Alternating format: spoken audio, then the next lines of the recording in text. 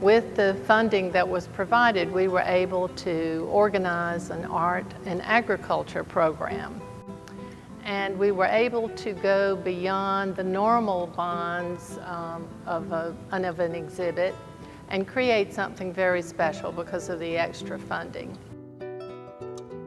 We had thought about an art and agriculture exhibit, and this opportunity came along at just the right time. Our Uptown Farmers Market opened this year, and they are only a half a block away, and we at the Art Center wanted to acknowledge that and welcome that partner to our Uptown community and to establish an ongoing partnership with them. At the same time, we wanted to reinforce the agricultural and rural heritage of Greenwood County. Additionally, we wanted to focus on the farmers and growers.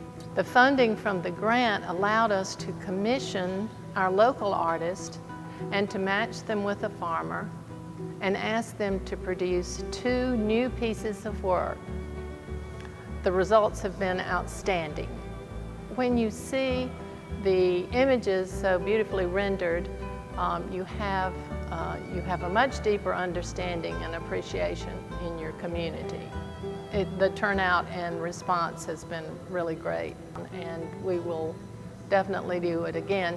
The strongest partnership that we've created is the one with the Uptown Farmers Market, and we will be organizing activities with them on an ongoing basis.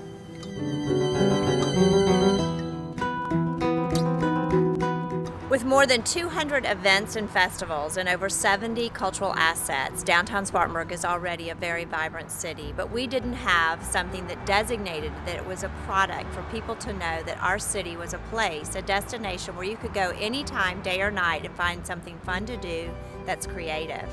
And so the Chapman Cultural Center, the City of Spartanburg, and the Spartanburg Art Museum collaborated on a grant proposal to elevate Upstate to help us launch this cultural district in a very visual way. So we did a call for artists. We had over 25 artists submit applications. We did a juried selection process, and we selected Ashley Payne. I've been crocheting since I was about 10 years old. My mom would make blankets and stuff to give to people as Christmas presents and birthday presents, and I was like, I want to do it too. So she taught me the basic stitches. And the idea for this yarn art, I thought that this would be a great opportunity to kind of bring awareness back to these really old fiber and textile techniques and these knitted and crocheted components. And I thought that would be perfect for downtown Spartanburg because, first of all, the history with the textile industry and a lot of the textile companies and such that are still here. And our vision for this project is this is a visual indicator that you are actually in a cultural district, a city that values the arts, that is promising to be exciting and vibrant, and that there are creative things to do for all people. And I was looking at the fencing around Morgan Square, and it has these great little circular openings along the top. It would be great if we just made little circles 3 inches big that we could just tie into the fence. And the other location is Richardson Park. That fencing also has some really great square spaces, which is where these are going to go. What we want people to do through this cultural district and through this grant for Elevate Upstate is for people to come to the Upstate, to visit Spartanburg and our other great cities that are culturally vibrant, and to stay longer and to know that in the Upstate and in Spartanburg that we value the arts. So there are a lot of ways that we can do that, and this temporary installation is going to be a beautiful expression, and it'll help us launch our new cultural district, which we're very excited about doing.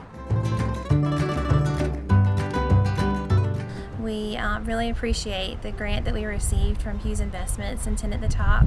The Elevate Upstate grant actually funded the Art in the Park series for us. It's a series of cooking classes and arts and crafts classes held here in our newly renovated McKinney Park. Started off in May, and we had each event the second Saturday of each month from May through September. We kicked off the series with music lessons for children. Everything was free to the public. So we had children get involved, and we also had adults participate in our cooking classes and our crafts classes. One of the crafts classes was an alcohol ink painting class. That was probably the most popular. We had several come out and paint a window. We had a jewelry making class, which is also very popular. All the instructors of the classes we actually found who had experience teaching classes at Hobby Lobby and other craft stores and places in the area. The classes were very well received by the public. We had people get involved who had never been involved in our events in the past, who came out and enjoyed the classes. They want us to continue them next year, so we're actually planning to continue the series next year. We'll have it again next spring and fall. We wanted to try to provide things for both adults and kids. So everything that we did had different levels of difficulty so that there could be kids involved and adults involved, and they would all enjoy it. There's a lot of interest from everybody who is involved in them, so they really want us to keep them going, so we'll do what we can to keep those going next year. And we are delighted to be supported by 10 at the Top to start our Music in the Museum program. Music is something we'd always wanted to bring into the museum, so the grant for us was really seed money to help us get this started. You know, there are a lot of organizations that help us move forward with our programming, but we really needed to show them that this was important and that it would be well attended and that we could really grow what we're offering kids through this programming, and I think that this opportunity has allowed us to do that. So we were able to do a lot of great music programs. Some of the things that we started with are our Terrific Tuesdays, where children in early childhood under the age of 5 could actually join us for Terrific Tuesdays and engage in music with us. And we were able to do a lot of music and movement with them. Another project that we worked on is with our scouts. We were actually able to bring in percussionist Jason Curran to do activities with us at our scout overnights. So he was able to really talk to the kids and bring in drums from all over the world, let them get hands-on with them. They were able to learn about drums from all over the world, the sounds they make, and their history, which was really important because, you know, a lot of children probably haven't heard what was the first drum. So it was a really great experience for him to be here with them.